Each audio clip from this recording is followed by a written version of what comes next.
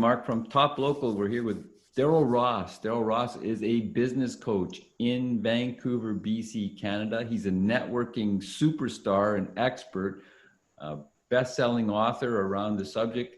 And as well, he's got decades worth of experience with being a super connector with people in BC and across actually the world. How you doing, Darrell? I'm very well, thank you. Let's talk about following up today. Yes, so there's an expression out there, the fortune is in the follow-up. And you mentioned, I'm a super networker. Yeah, I was up early this morning, got up at 3:30 Pacific time to be able to attend a virtual meeting that was happening in Mumbai, India. So it was 4:30 in the afternoon for them. It was one of the corporate connections chapters. And phenomenal, just a great group of people. Everyone was super welcoming. There were 29 people on the call. It was very interactive. People had an opportunity to introduce themselves. You learned all this exciting stuff. And I was thinking, it's so great, but what it reminded me of is that people get caught up in the energy of the moment of the meeting, and everything's fine and dandy, and they have these ideas, oh, I can help that person, I might know someone. And then, I don't know, what happens after the meeting? What would you say? Well, life happens, basically. You get busy, you forget, you got other things, other more pressing things, the kids, the family, the house, the job, the everything else. Exactly, yeah. So it's life happens. And so, first of all, that's, life happens to everyone.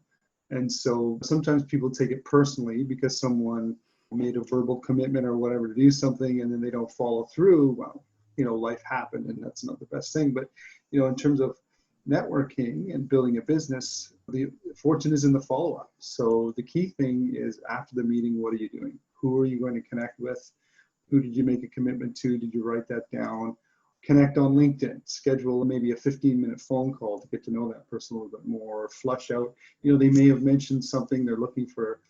There was a company that's looking to expand their courier services. Well, what exactly does that mean? Do they want to open their own office somewhere else, or do they want to acquire someone, or, what does that look like? Because if I want to make that referral, I should educate myself a little bit more beforehand. But, it's really, with any kind of networking meeting, it's important to schedule time after the meeting for that follow-up. And I think that's where a lot of people miss the boat is, life happens, or they just get busy in their own, we're all busy. We all have tons of things to do in our businesses. And so it's about scheduling time to make sure that happens. You and I both know that it's once that relationship's built, the chance of actually doing business is much higher. And it's more rewarding. Of course. So what I've noticed is that it tends to be like the people who are really, when I was active in physical networking, the people who were the super connectors really took the time. The people who were giving leads or connections were actually following up. They took responsibility for it. But also the other side of it, the people who received it, who actually got the most benefit out of it, were following up with the people who said, I might know somebody, or I could maybe, there's this person who might be a good, they followed up as well. So it was a two-way street. It wasn't just always you got to drive the truck. There was also, both upstream and downstream was always an active thing. Is that your experience? Yes, for sure. Yeah, and it's important, and so that people shouldn't feel bad about prodding someone that said that they might have a connection. Sometimes it takes more than one prod. Who knows? Like I say, people are busy. But something occurred to me. You were saying the super connectors who are actually doing the follow up. But one of the reasons they're a super connector is in the act of doing that follow up, they're finding out more and more about more and more people. And so their opportunity to help more people is that much larger.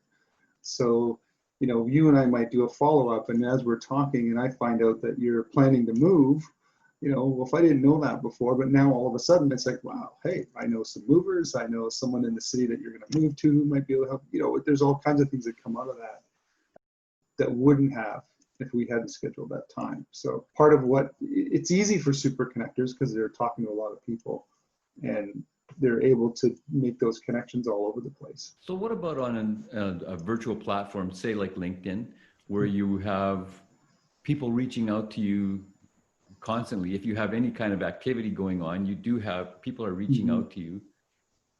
What's the way to drive that process forward where you can actually help them? Yeah. So, people are reaching out. I mean, I tend to read the profile and just get a sense of who the person is before I'll accept them or not accept them. And then I'll send a quick welcome. If someone's reaching out to me, I'll thank them for reaching out, and I'll send them a little note. And for me, I want to move that to a quick phone conversation or a Zoom conversation as quickly as possible. So at first attempt to get some kind of dialogue going on LinkedIn. If that doesn't happen, there's an indication, right? Okay, maybe they've got someone reaching out on their behalf, or they're sitting on the train and they're going connect from their mobile, who knows. But I see if there's some level of engagement there at first, and then I try to actually find out a little bit more about who the person really is, and then take it from there. So you budget time for that I regularly? do. Yeah. So it's in my calendar. It's very important to make sure those follow-ups are done. And that's basically making sure the follow-ups get done is probably the secret to being a super connector. Yeah. Well, and actually having the attitude of really trying to be open to helping other people. Obviously, you have to have a certain amount of focus on your own business and the key business activities. I'm just a huge proponent of making networking one of them. And so budgeting time for that and being okay with that. I remember having a supervisor, a company that I was with, and he used to, I was the CEO of the company, but he would walk down the hall, and if he saw people on social media, he would get angry. And I was thinking to myself, okay, well, if they're on social media all day, then yeah, that's not a good thing. But if that's part of what they're doing for networking, then, that's time well spent. Yeah. Right? Different perception. Absolutely.